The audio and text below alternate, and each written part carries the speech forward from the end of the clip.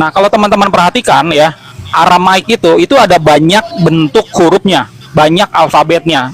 Kenapa? Karena ini berkembang. Jadi kalau teman-teman perhatikan huruf-huruf Ibrani di dalam naskah-naskah Yahudi modern itu juga berasal dari Aramaik. Ya, itu juga evolusi dari Aramaik. Jadi sama seperti isi Quran. Itu tulisan itu nggak turun dari langit, ya. Itu adalah bagian dari budaya manusia, budaya baca tulisnya manusia yang berkembang dari zaman ke zaman. Jadi asal usul aksara Arab dan Ibrani sekarang itu asal usulnya memang dari Aramaik.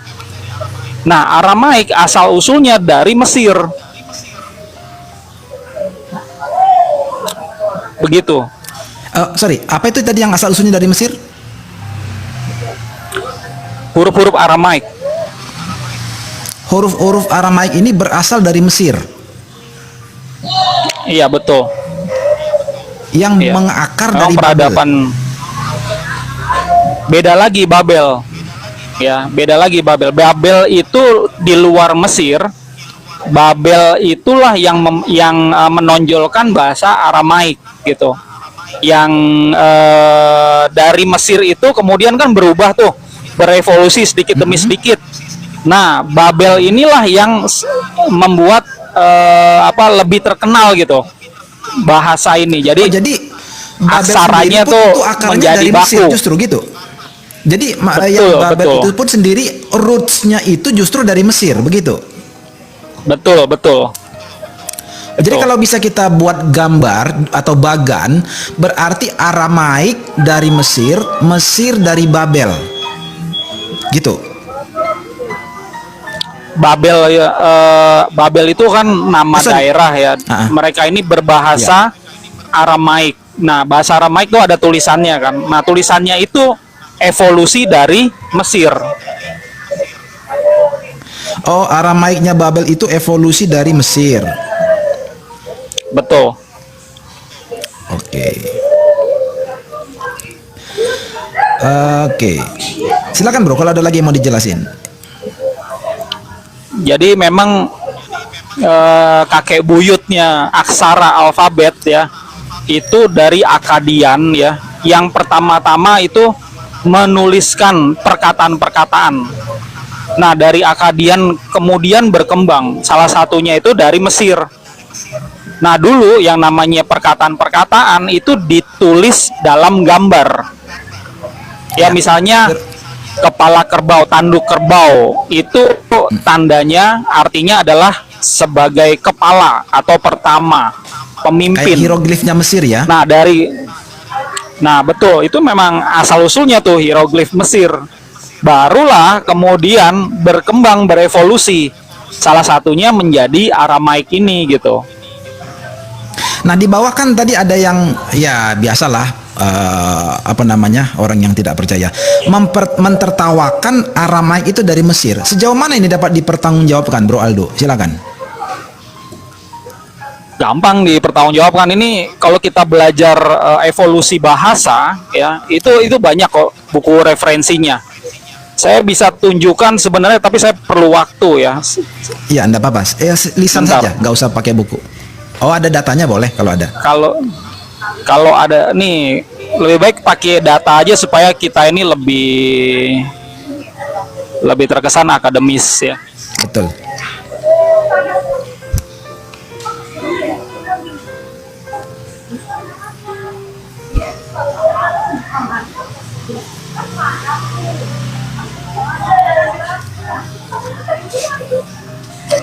Sebentar ya, sedang loading.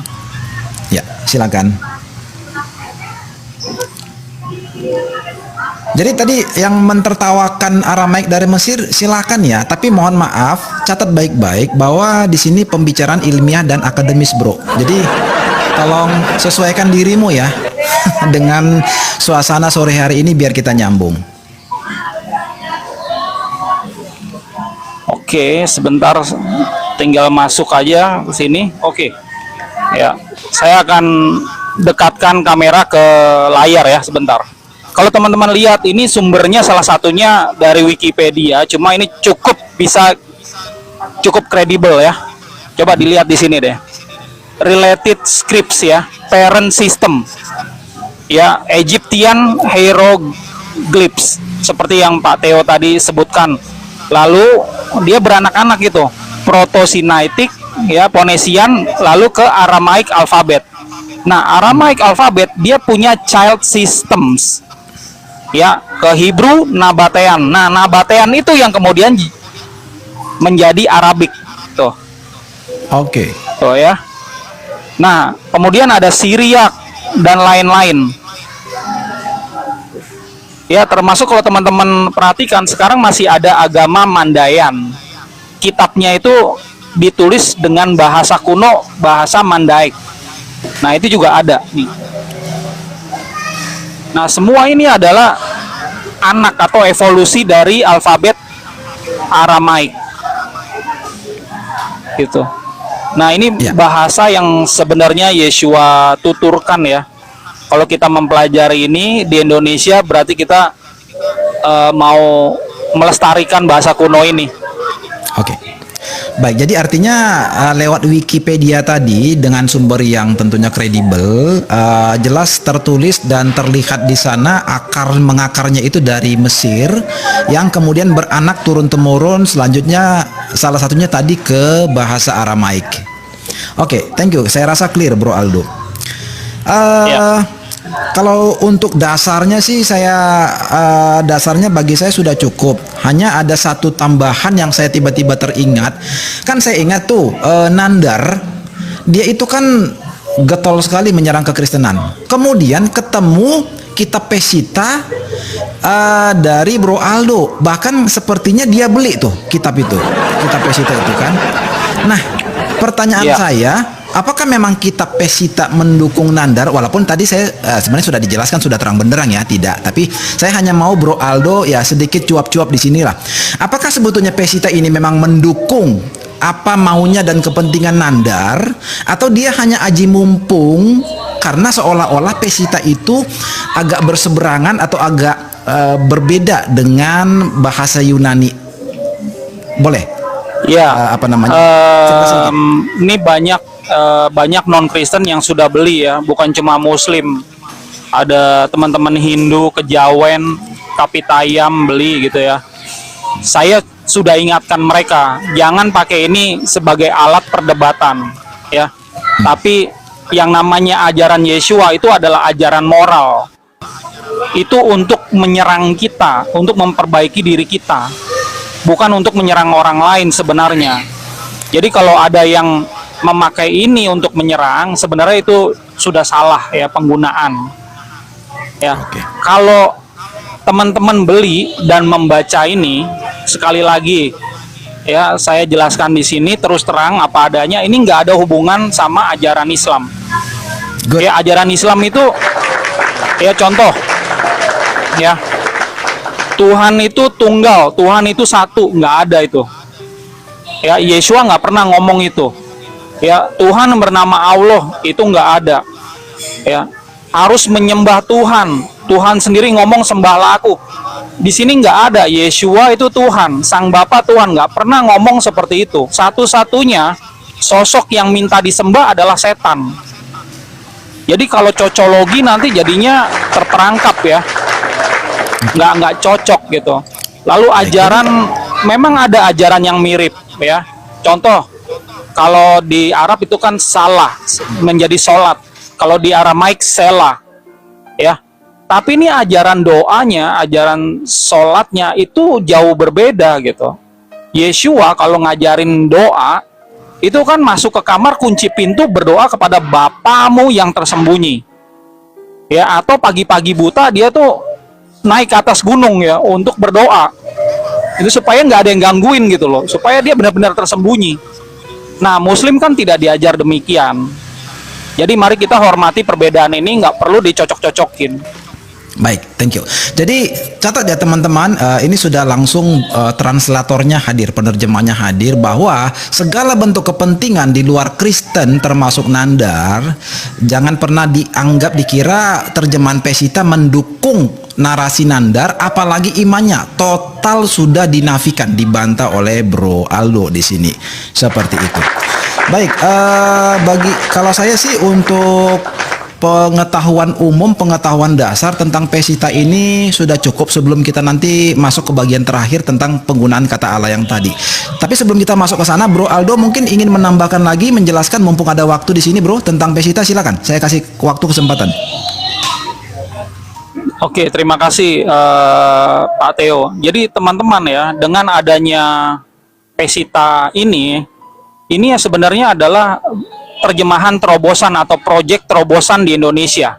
Belum pernah ada terjemahan seperti ini. Ya, jadi kalau teman-teman belajar ya kekristenan, itu kebanyakan teman-teman Kristen itu mengacu kepada PB Yunani, which is good, itu udah bagus, mengacu kepada PB Yunani karena memang naskahnya ada yang bahasa Yunani. Nah, dengan adanya pesita, teman-teman bisa lebih tahu lagi. Yeshua ini ngomongnya pakai Aramaik soalnya. Jadi kalau ditanya, emang Yeshua ngajarin apa tentang persembahan? Yeshua ngajarin apa tentang Tuhan, tentang berdoa, tentang puasa?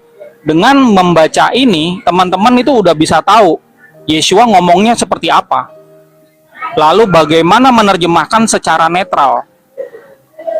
Nah, kami juga ya menyajikan ya terjemahan ini itu unik ya.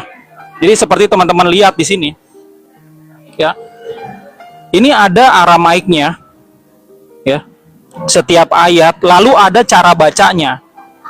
Nah, teman-teman Kristen kan belum diajarin kan Aramaik ini seperti apa. Jadi jangan berkecil hati ya. Dengan membaca ini itu udah bisa langsung tahu gitu. Ini cara bacanya apa gitu. Ya. Ini ada di sini. Nah, tuh. Ya, ada cara bacanya di kalimat di bawahnya. Lalu baru ada terjemahan secara netral di bawahnya. Ditambah lagi ada catatan kaki nih. Jadi, teman-teman akan mendapati kata-kata yang sangat asing yang Yeshua ucapkan, bukan hanya istilah tapi juga pepatah di dalam Aramaik. Daripada teman-teman bingung ya ini artinya apa, kami udah beli kamusnya karena ada kamus pepatah bahasa Aramaik. Nah, itu udah kami beli, lalu kami masukkan semua di dalam catatan kaki.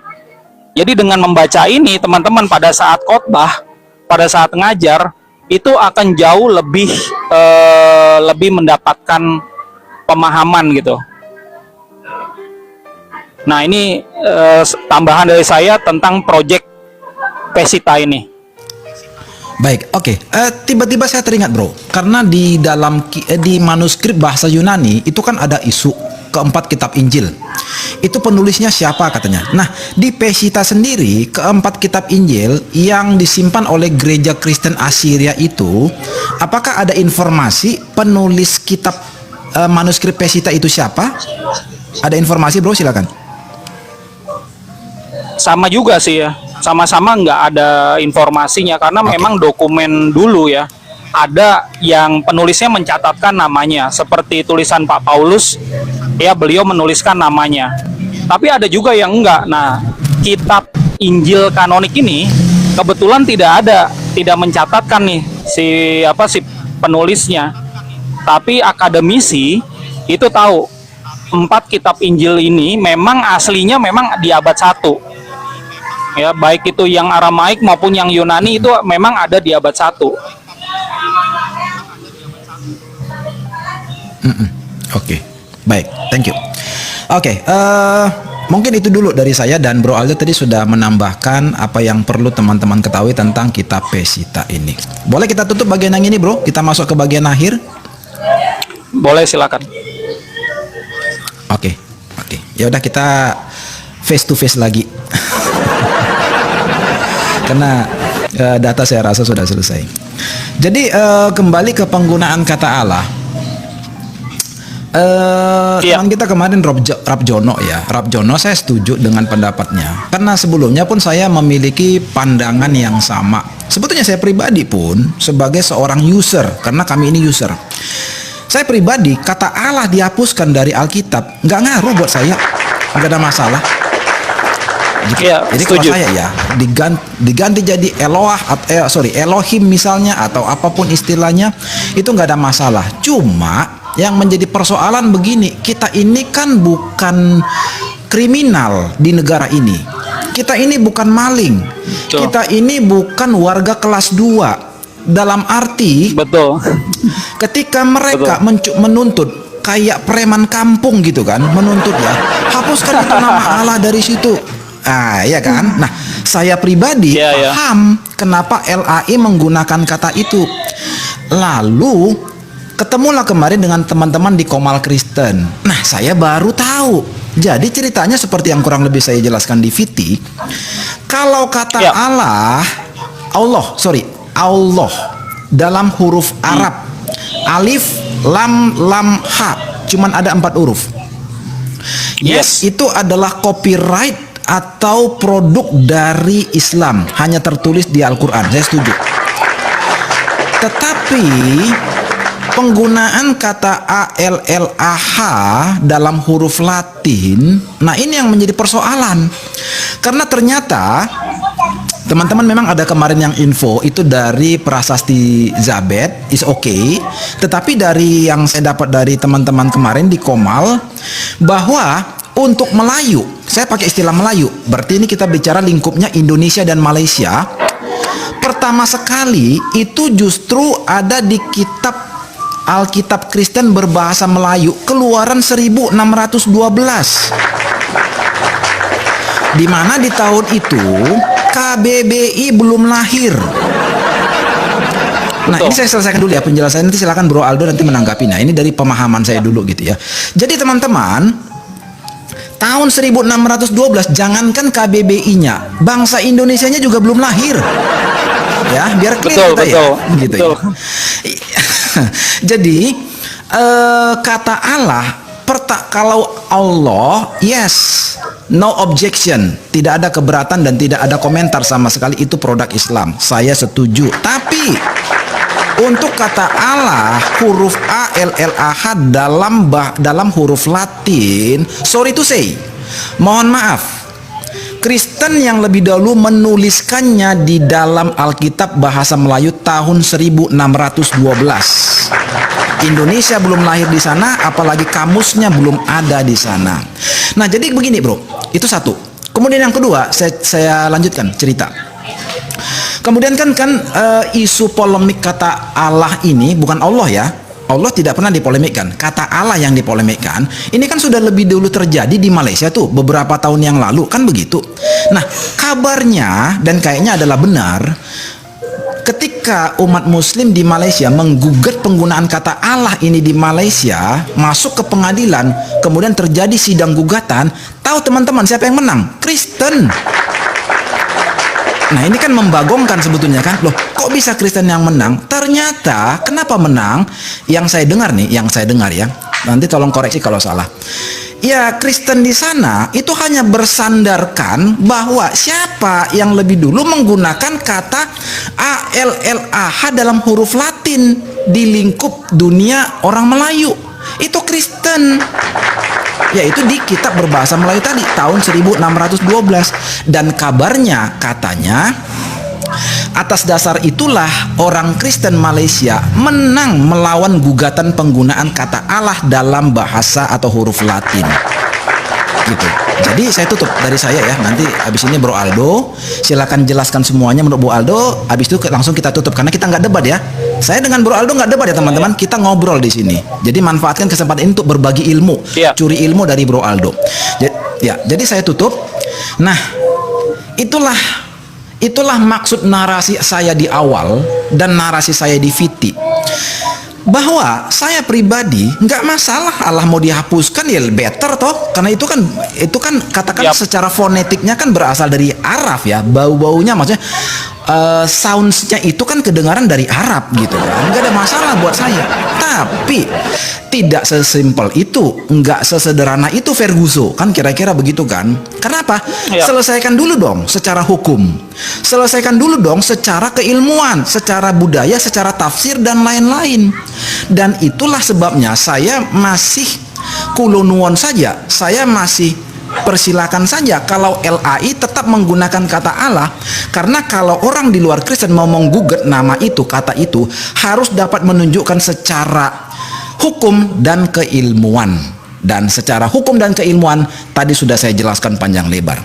Begitu dari saya bro, penjelasan saya itulah isi atau kira-kira makna yang terkandung dalam VT saya yang mungkin Bro Aldo lihat hari ini atau kemarin. Seperti itu dari saya bro. Saya cuma satu tanggapan saja ya. Ini Bro Aldo, silakan. Ya. Thank you. Oke, terima kasih Pak Theo ya. Bagi teman-teman yang hadir di sini ya, ini sekali lagi ini bukannya ajang debat ya. Jadi saya tertarik masuk di sini karena saya tahu nih kalau Pak Theo ini memang bukannya orang yang suka berdebat bermusuhan ya. Saya akan coba uraikan 3 poin ini. Kata Allah di Malaysia yang pertama, yang kedua kata Allah sebelum Indonesia ada, kata Allah setelah Indonesia ada. Nah, yang pertama dulu ya, itu betul yang Pak Theo bilang, ternyata yang menang itu adalah umat Kristen ya di Mahkamah Tinggi Malaysia. Jadi umat Kristen boleh menggunakan kata Allah di Malaysia. Tapi, nah ini ada tapinya. Belum banyak orang yang tahu nih di Indonesia tapi ini gitu. Ternyata dari kalau nggak salah ada 11 atau 12, 13 negara bagian di Malaysia. Ya. Itu hanya satu negara bagian yang boleh menggunakan kata Allah sesuai dengan keputusan tersebut, yaitu di Sarawak. Sementara 12 negara bagian yang lain termasuk daerah konfederasi Kuala Lumpur itu nggak boleh. Itulah kenapa tim admin kami tuh kasih laporan ke saya. Ini ada nih pesanan-pesanan dari Malaysia gitu. Oh rupanya ada yang dari Kuala Lumpur, ada yang dari daerah-daerah di luar Sarawak tadi gitu. Gitu karena cuma satu negara bagian yang memperbolehkan umat Kristen itu berdoa memakai kata Allah ya, baca Alkitab ada kata Allahnya. Itu yang poin pertama. Poin yang kedua adalah kita harus sadari kalau memang betul ya pada saat Alkitab itu ya dibawa ya dari Belanda, itu kan bahasanya bahasa Belanda, terjemahan dari Yunani diterjemahkan ke Belanda, dibawalah sama penginjil ke Nusantara, belum ada Indonesia. Nah, dicoba diterjemahkan dulu ke dalam bahasa Melayu tinggi ya, kalau nggak salah itu penerjemahannya Riul ya. Nah, disitulah dimasukkan Allah Ta'ala. Jadi sudah ada tuh ya terjemahan dari, saya nggak tahu bahasa Belandanya God, Tuhan itu apa, cuma ditulis Allah gitu. Kemudian karena itu nggak istilahnya banyak salahnya, ini para penginjil Hindia Belanda itu melakukan sayembara untuk menemukan sastrawan-sastrawan yang bisa membantu mereka di dalam menerjemahkan lebih baik. Kemudian muncullah nama-nama sastrawan yang pada saat itu cukup berpengaruh dan mau membantu. Ya, ada 3 nama. Yang pertama Enci Masohor, Abdul Ghani, yang kedua, yang ketiga Abdullah Abdul Qadir Munshi. Ini kebetulan sastrawan Muslim gitu. Pada saat mereka menerjemahkan, mereka yang Muslim ini, mereka tetap menggunakan kata Allah tadi. Nah, rupanya karena mereka ini nggak tahu kenapa, mereka memasukkan banyak istilah Arab yang seharusnya nggak boleh ada. Contoh ya, Ka'bah, masjid, nama Isa, terus Assalamualaikum, Allahu Akbar, itu banyak dimasukin gitu. Bait Allah, Baitullah, ya itu dimasukin gitu. Selain kata Allah ini juga nggak Sorry, diganti saya potong, bro. gitu. Sedikit aja. Sedikit saya potongnya. Jadi teman-teman udah dengar ya, terjemahan kita banyak bahasa Arabnya, biang keroknya siapa udah ketahuan ya. Silakan, lanjut lagi Bro Aldo.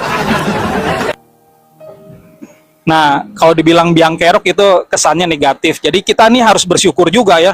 Di Nusantara itu kok ada komunitas-komunitas Kristen karena bantuan mereka juga sebenarnya gitu. Oke, terlepas dari ada ketidaksempurnaan di dalam terjemahan mereka, kita harus bersyukur ya ada mereka.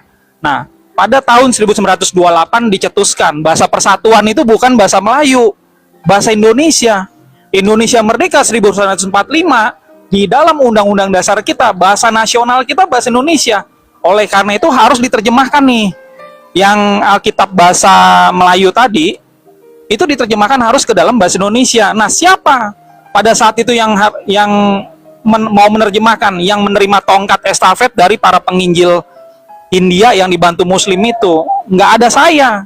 Pak Theo juga belum lahir gitu. Jadi mau nggak mau, yang ada di situ siapa? Oh, yang ada adalah komunitas LAI. Mereka berkarya sejak 1951. Sebelum ada badan hukum mereka berdiri. Badan hukum mereka berdiri 1954. Jadi kita harus bersyukur nih. Ada mereka yang berkarya menerjemahkan dari Alkitab bahasa Melayu ke dalam bahasa Indonesia, bahasa nasional. Nah, perhatikan. Pada saat itu yang namanya bahasa Indonesia belum baku. Belum ada kamus resmi di Indonesia. Kamus besar bahasa Indonesia itu baru ada di tahun edisi pertamanya 1998 ya. Yang namanya grammar EYD itu baru ada 1972. Jadi mereka udah berkarya duluan sebelum bahasa Indonesia ini menjadi bahasa yang baku gitu loh. Ya. Ya pada saat itu ya campur-campur, bahasa Belanda dipakai sehari-hari, dicampur bahasa Melayu. Ya, jadi bahasa Indonesia itu nggak seperti sekarang. Kita nggak bisa nyalahin mereka gitu. Ya, wah segala macam gitu nggak bisa. Nah, seiring waktu berjalan, kita harus bersyukur sama LAI karena dibuang ya tadi tuh Ka'bah, masjid itu dibuang. Nama Isa, Insya Allah, Allahu Akbar, ya itu dibuang, diganti gitu. Kita harus tahu nih, ini ada peran penting ya lembaga ini yang kita harus syukuri. Nah, kemudian setelah bahasa Indonesia itu terbentuk dengan baik dengan adanya grammar, ejaan yang disempurnakan sejak 1972, lalu ada kamus ya, KBBI, Kamus Besar Bahasa Indonesia sebagai kamus resmi. Nah, mulailah kebentuk bahasa nasional kita. Cuma sayangnya nih, ini ada kelemahan ya. LAI itu tidak mengubah, tidak mengedit terjemahan mereka sesuai dengan evolusi bahasa Indonesia ini gitu. Nah, ini kekurangan dari LAI. Ini yang membuat akhirnya kan udah kebentuk ya yang namanya definisi kata.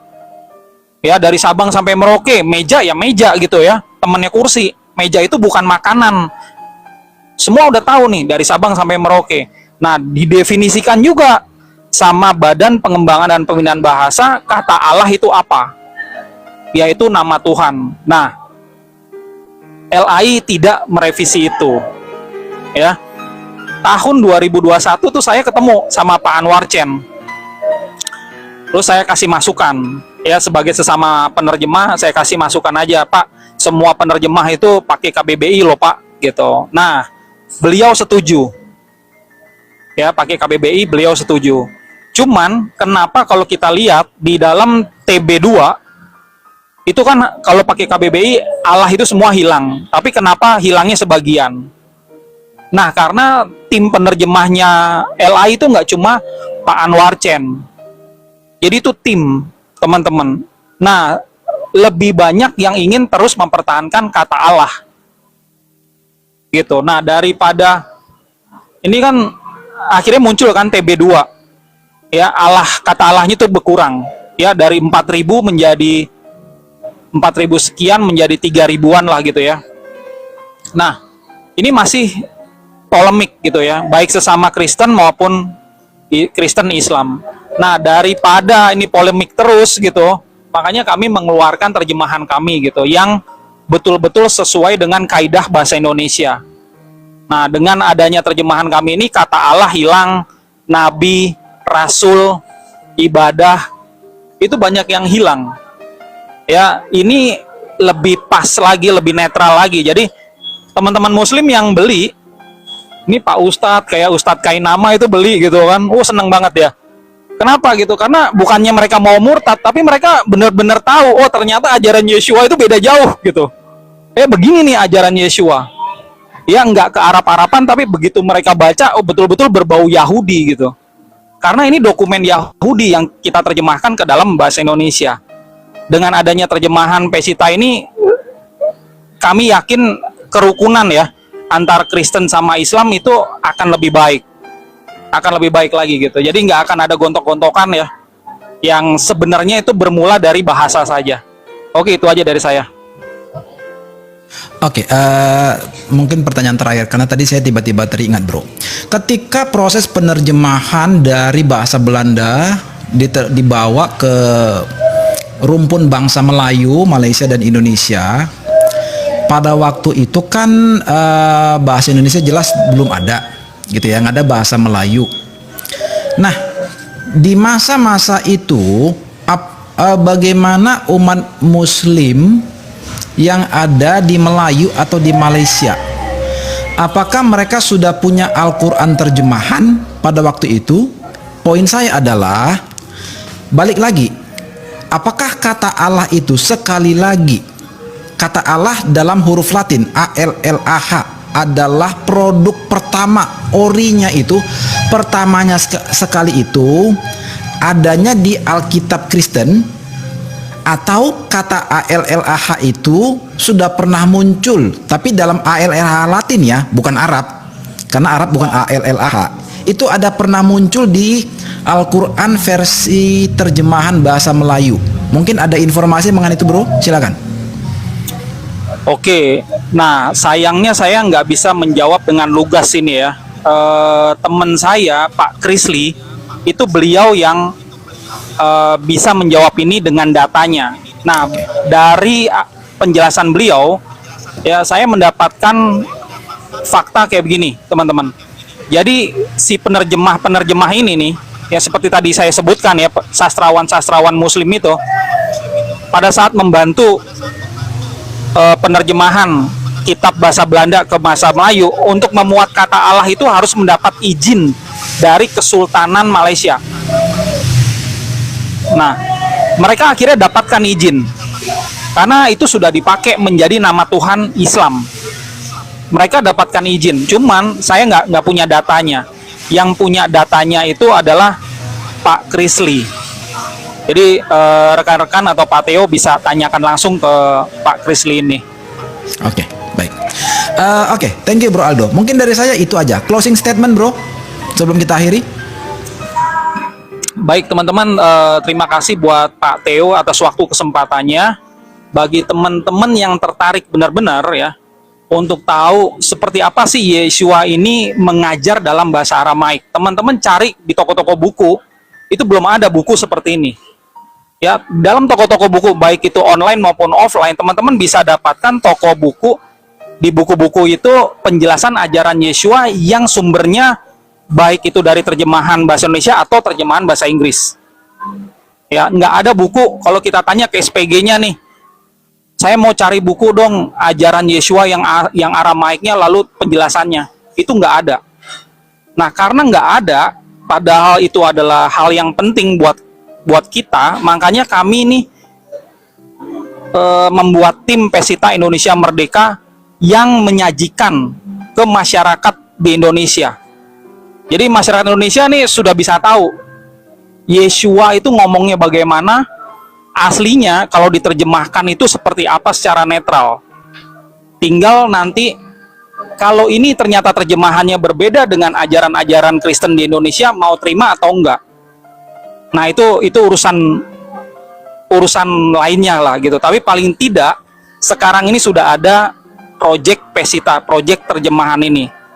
Nah, teman-teman yang membeli ini itu nanti akan kami juga kasih secara cuma-cuma buku e-book ya, belajar bahasa Aramaik ya, baca tulis Aramaik secara otodidak. Nanti teman-teman belajar bahasa Aramaik ini sendiri, setelah itu akan ada kelas trainingnya. Jadi kami ini bukan hanya mau jualan, tapi kami mau menghidupkan kembali bahasa Aramaik yang hampir mati ini. Kalau teman-teman belajar bahasa ini gitu ada kursus-kursus online ya, tapi itu dalam bahasa Inggris, dan itu pasti jatuhnya ya bisa sampai 1,5 juta, ya cukup mahal. Nah, kami akan menyediakannya di Indonesia ini. Jadi teman-teman khususnya yang teman-teman Kristen, kalau ditanya sama non-Kristen, emang Yesus ngomong seperti apa? Nah, itu udah bisa menjawab. Seperti ini loh, Yesus ngomongnya, Yeshua ngomongnya seperti ini. Ya, Yohanan 10 ayat 30, Ena wawi kenan. Artinya adalah aku dan Bapakku, kami adalah satu, dan seterusnya gitu. Jadi itu yang bisa kami berikan kepada masyarakat Indonesia ya untuk mengisi kemerdekaan ini. Oke, merdeka. Thank you. Oke, thank you. Saya berikan applause dulu buat Bro Arvin. Oke Bro, jadi mungkin itu dulu yang bisa saya layani perbincangan kita. Thank you sudah memberikan banyak data informasi bahwa kalaupun mungkin di sini kita berbeda, perbedaan itu biasa aja. Tapi yang penting walaupun ada perbedaan pandangan, kita tetap bisa ngobrol bahwa yang perlu kita ingat bahwa kita adalah satu tubuh Kristus. Thank you. Amin. Aldo. Amin. Oke, saya pamit ya. Yo, shalom aleihim, assalamualaikum, assalamualaikum. Ya, oke, thank you.